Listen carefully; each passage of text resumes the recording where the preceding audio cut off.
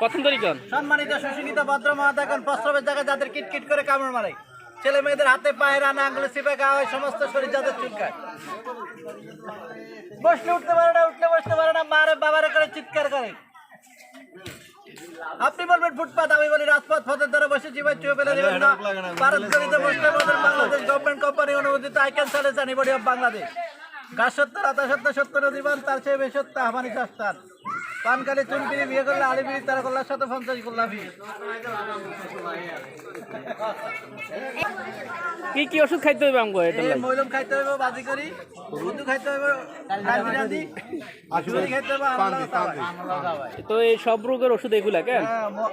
সর্বরোগের ওষুধ।